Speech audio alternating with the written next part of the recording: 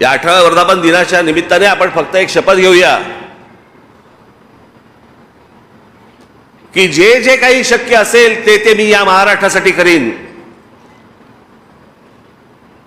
जे जे माझ्याकडनं शक्य असेल ते या महाराष्ट्रातल्या हिंदू समाजासाठी, हिंदूंसाठी आणि मराठी माणसासाठी करीन.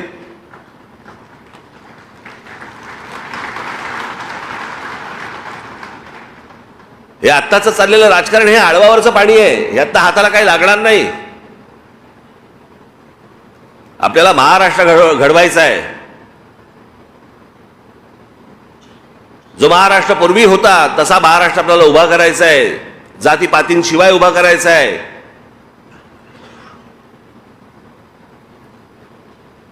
आणि मला माझ्या महाराष्ट्र नवनिर्माण सेनेमध्ये कोणत्याही प्रकारे कोणी एकमेकांकडे जातीने पाहिलेलं मला चालणार नाही.